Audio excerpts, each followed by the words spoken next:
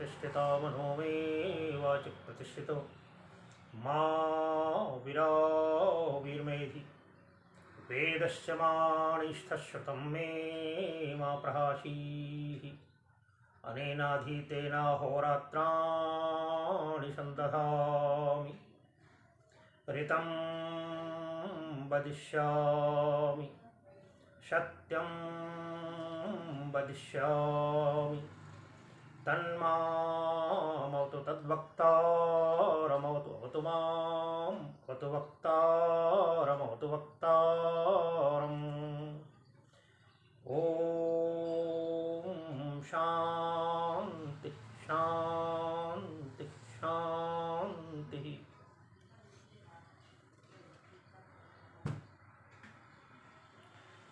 पिछले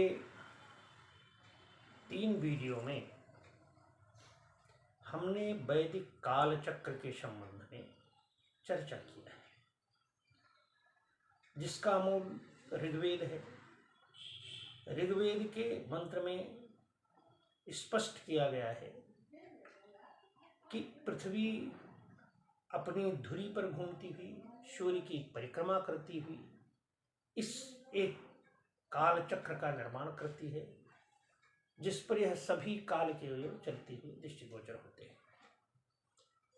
उसमें ऐतरेय ब्राह्मण में घूर्णन गति को जिस प्रकार से स्पष्ट किया गया है, जिससे दैनिक गति स्पष्ट होती है पृथ्वी की, और महीनों के 12 विभाजन वार्षिक गति में संवत्सर चक्र में महीनों के 12 विभाजन किस प्रकार हुए हैं, इसका पूर्ण वर्णन किया गया।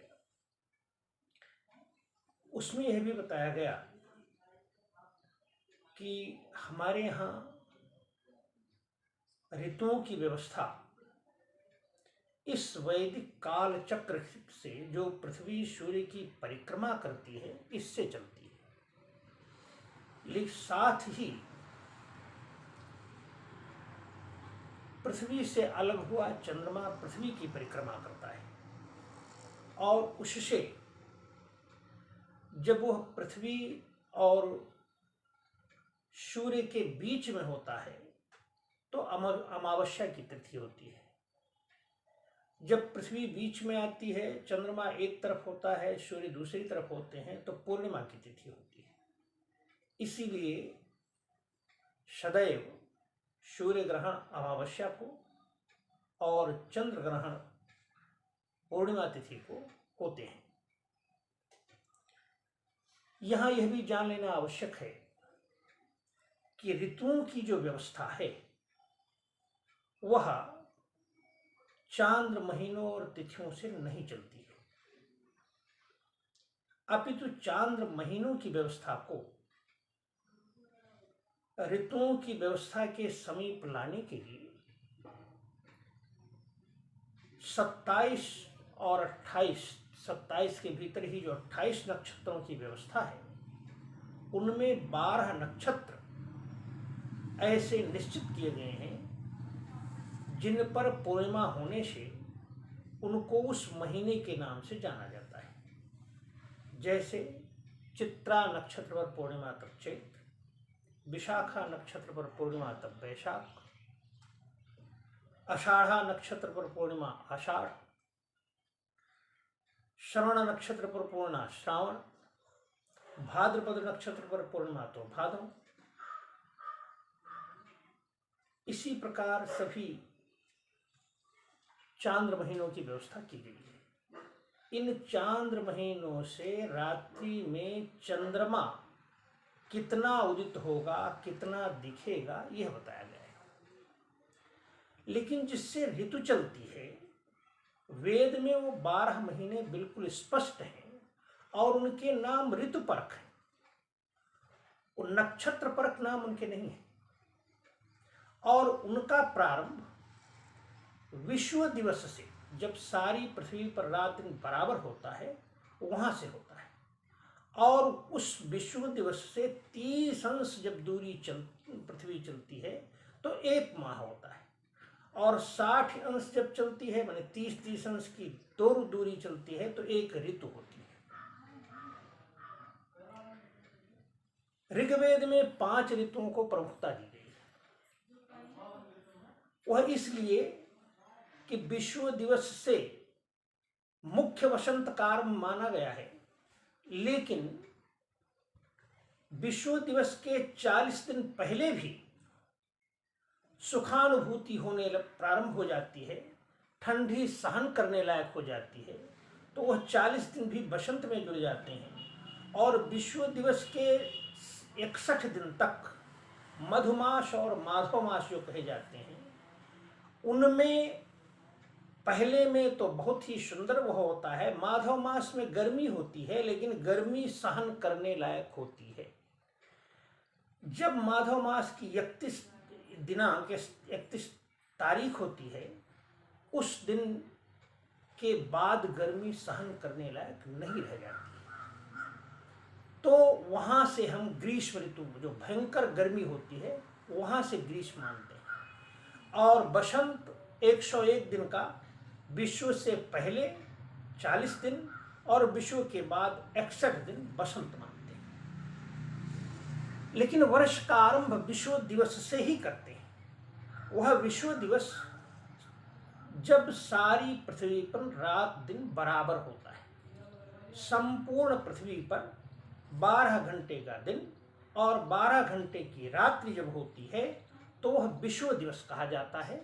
और वह संपूर्ण पृथ्वी में एक सुखद अनुभूति कराता है। इस दिवस की विशेष महिमा है। वहीं से मधुमास का आरंभ होता है। मधुमास इस दिन और इस ऋतु का वर्णन करते हुए, इस दिवस का विशेष वर्णन करते हुए और इस महीने का वर्णन करते हुए ऋग्वेद में 3 मंत्र आए हैं। उनका यहाँ उल्लेख करना अच्छा होगा। वह इस प्रकार से हैं। मधुवाता ऋतायते मधुश्चरन्ति छन्दवः माध्वीर्नः सन्तोषधि मधुनक्त मुतोषशो मधुमत् पार्थिवं रजः मधुद्यौरस्तु नः पिता मधुमान्नो वनस्पतिर्मधुमा अस्तु सूर्यः माध्वीर्गावो भवन्तु नः। ऋग्वेद प्रथम मंडल 90वें सूक्त का 6, 7, 8 मंत्र है। उसका हिंदी में अनुवाद इस प्रकार होगा। मधुवातारितायते, मधुमास की यह मधु मधु बहती कोमल शीतल सुखद स्पर्शी हवाएं परम चैतन्य के आनंद के उल्लास जैसी हैं। सागर मधु वर्षा रहे हैं। परमात्मन, मेरी कृषि वनस्पतियां मधुमय फलवती हों। रात्रि मधुमयी हो गई है, यह उषा मधुमय है। धरती की यह धूल भी मधुमय हो रही है। हे हमारे द्युतिमान पालक परमात्मन, आप हमारे लिए मधुमय हो। वनस्पतियां हमारे लिए मधुमय हो। सूर्य हमारे लिए मधुमय हो। मेरी गायें दूध दही घृतादि मधु देने वाली मधुमती हो। इस प्रकार इस दिवस, इस महीने का जो प्रथम दिन है, जो विश्व दिवस है, उसकी महिमा को गाते हुए वर्णन किया गया है। यह ऋग्वेद का मंत्र है। अब 6 ऋतुओं की जो व्यवस्था है, उन 6 ऋतुओं में इस वर्षारंभ से गणना प्रारंभ करते हैं। तो पहला महीना मधुमास और दूसरा माधव मास। इसका वर्णन यजुर्वेद करता है। और यजुर्वेद में जो मंत्र है वो इस प्रकार है। मधुश्च माधवश्च वासंतिका वृतु अग्नेरंतः श्लेषोऽसि कल्पेताम द्यावा पृथ्वी कल्पन्ताम आपोषधयः कल्पन्ताम अग्नयः प्रथमम ज्येष्ठाय सव्रताः ये अग्नयः समनसो द्यावा पृथ्वी इमे वासंतिका वृतु अभिकल्पमाना इंद्रम इव देवा अभिशंविशन्तु तया देवतया अंगिरस्य ध्रुवे शीदतम। कह रहे हैं कि प्रतिदिन परिवर्तित हो रही ऋतु परिवर्तनकारी उष्णता में जो रहस्य है, हे धरित्री, वह तुम हो। बसंत ऋतु के अंगभूत अवयव मधुमास और माधव मास, इन सूर्य और पृथ्वी की रहस्यमय गति में प्रतिदिन परिवर्तित हो रही उष्णता के द्वारा इस ऋतु को संपादित करें। हे देवा पृथ्वी, आप ऋतु अनुकूल ही वर्षा और औषधियों फसलों को संपादित करें। समान व्रत और कर्म हैं जिनके ऐसी प्रतिदिन अलग अलग उष्णता की संपादक ये ऋतु नियामक अग्नियां कृषि कर्म आदि सत्कर्म में लगे हमारे उत्कर्ष के लिए हो। आपको शायद ये बात ध्यान में आती हो कि ऋतु प्रतिदिन बदलती है। प्रतिदिन के एक एक दिन गर्मी में और ठंडी में प्रतिदिन परिवर्तन हो रहा है। तो प्रतिदिन जो परिवर्तन हो रहा है उसमें 30 अंश में जो परिवर्तन होता है उस 30 अंश को लेकर एक महीने का नामकरण किया गया है। अब उसमें विश्व का, और इसका पहले ही वर्णन हो चुका है कि विश्व दिवस आत्मा है, महीने उसके अंग हैं। तो द्यावा पृथ्वी निर्मित परिवर्तन सातत्य में संलग्न ये प्रतिदिन परिवर्तित होने वाली जो अग्नियां हैं सब प्रकार से ऋतु अनुकूल संपादन करें। जिस प्रकार इंद्रियां आत्मा इंद्र के अनुकूल रहती हैं, उसी प्रकार पृथ्वी देवता द्वारा संपादित यज्ञां अपने ध्रुव ऋतु नियामक स्वरूप में स्थित हो। हमारा जो वैदिक कालचक्र बना है, इस चूंकि वेद का यह मंत्र एक ऋतु के 2 महीनों का स्पष्ट वर्णन कर रहा है, इसलिए 2 महीनों को इस वैदिक काल चक्र में एक साथ दिया गया है। वसंत ऋतु के जहां लिखा है मध्य में वसंत ऋतु लिख करके उसमें बाईं तरफ मधुमास और दाहिनी तरफ माधव मास लिखा हुआ है। इस मधुमास में भी 4 कालम दिए हुए हैं, जिसमें प्रथम कालम में बिल्कुल बाईं तरफ वैदिक दिनांक दिए हैं। उसके बाद ठीक उसके नंबर 2 पर चांद्रमास के महीनों का नाम और उनकी तिथियां लिखी हुई हैं। उसके दाहिने दिन लिखे हुए हैं और सबसे दाहिने अंग्रेजी महीने और उनके दिनांक लिखे हुए हैं। इसमें जैसे प्रारंभ हो रहा है तो विश्व दिवस के बाद जो पहला दिन आता है, आपने यह सुन रखा होगा कि 21 मार्च को सारी पृथ्वी पर रात दिन बराबर होता है। जब सारी पृथ्वी पर रात दिन बराबर होता है वहां से नया वर्ष प्रारंभ होता है, माने उस दिन वर्ष समाप्त हुआ और अगले दिन से नया वर्ष प्रारंभ होता है वैदिक।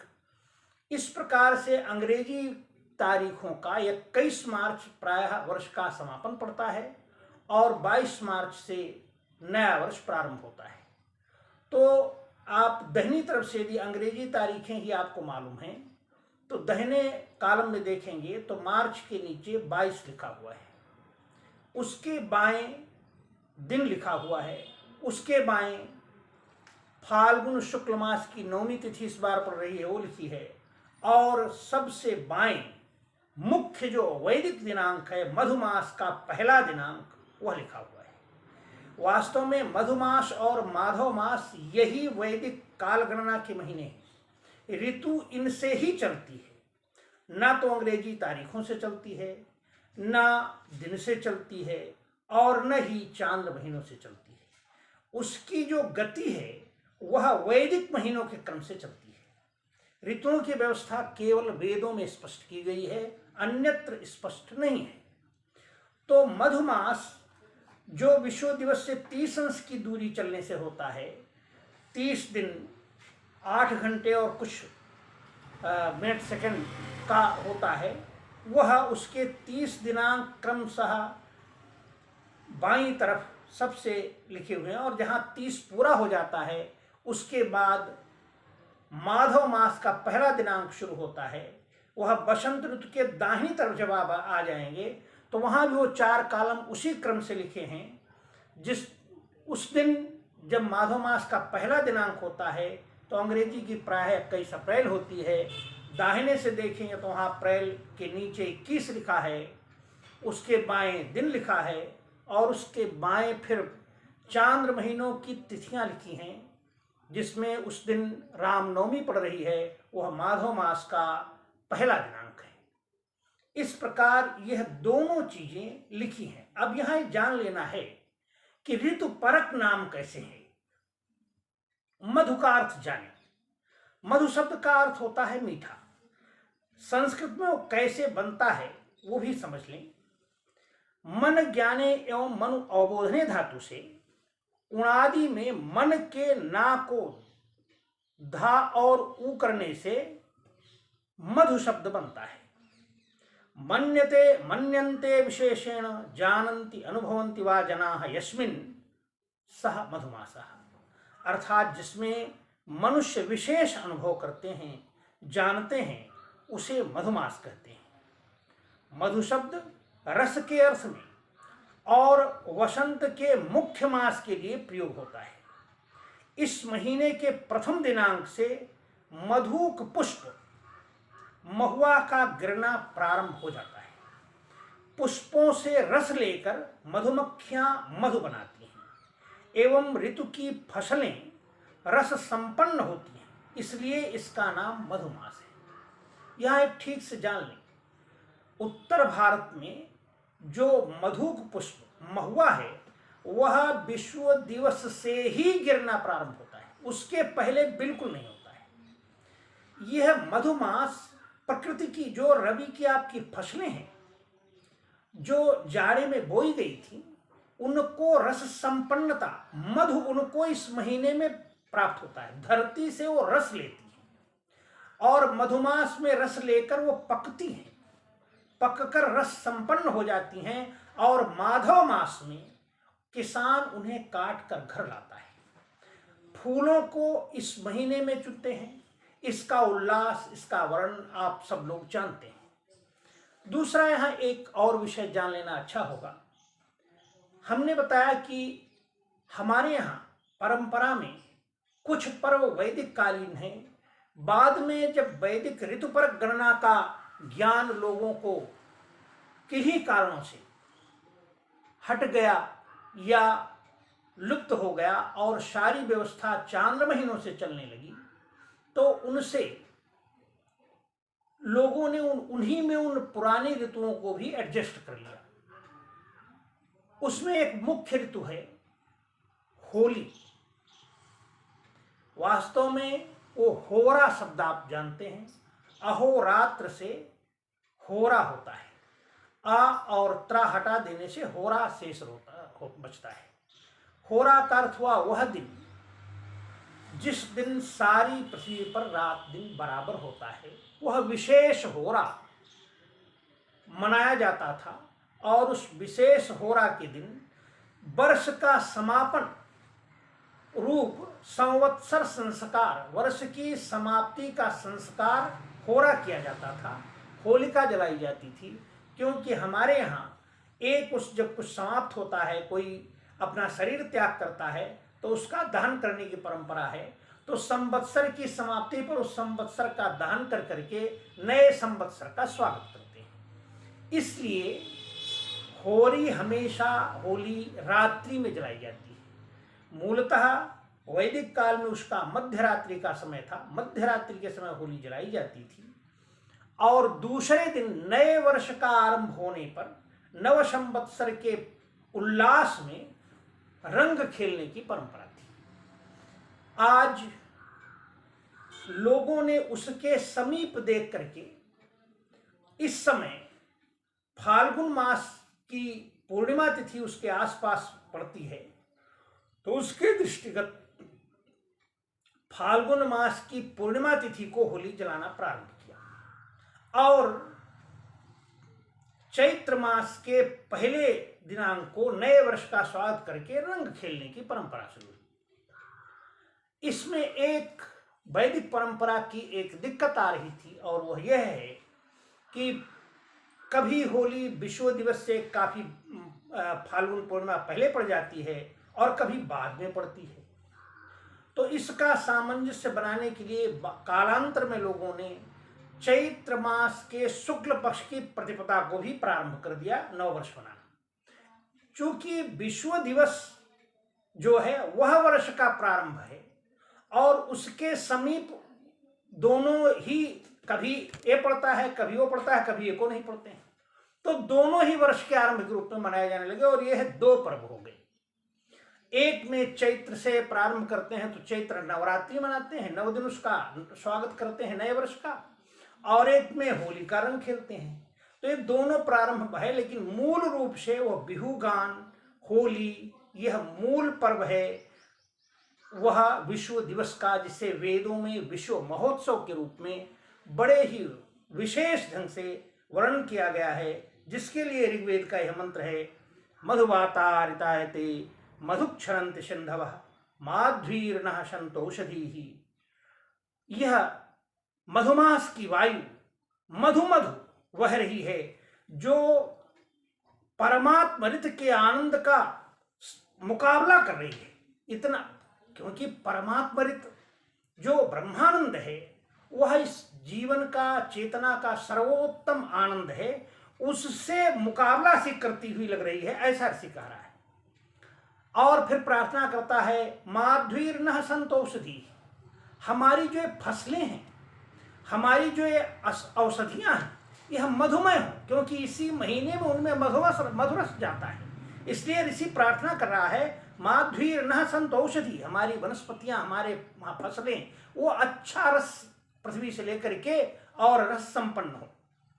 मधुनक्तमुतो शशो मधुमत पार्थिवम रजः, यह दिवस, यह रात्रि मधुमय है, सुखद लग रही है, और यह धरती की धूल भी दुख नहीं देती है, सुखद लगती है। मधुदेवरस्तुनः पिता, यह जो आकाश जिससे सब कुछ उत्पन्न हुआ है, जिसमें सब कुछ रहता है, वह चिन्मय आकाश हमारा जो पिता है वो मधुमय है, आज इस अच्छा लग रहा है, यह ऋषि का है। मधुमानो वनस्पति मधुमास्तु सूर्य माध्वीर गाओ भवन्तुनः। फिर ऋषि परमात्मा से प्रार्थना करता है कि हे परमेश्वर, मेरी वनस्पतियां मधुमय हों, मेरे लिए सूर्य मधुमय हों, मेरी गायें मधुमय हों, आमिक्षा, घृत, दुग्ध सारी चीजें देने वाली हों। यह प्रार्थना कह करके इस मास की महिमा कही गई है। और इसका जो दूसरा महीना है मधोर भवः माधव, मधु से जो पैदा होता है वह माधव है। जब फसलें रस संपन्न हो जाती हैं तो किसान काट कर घर लाता है और माधव माधव करता है। यह कह करके इस बसंत ऋतु का आज के इस वीडियो में वर्णन किया। धन्यवाद।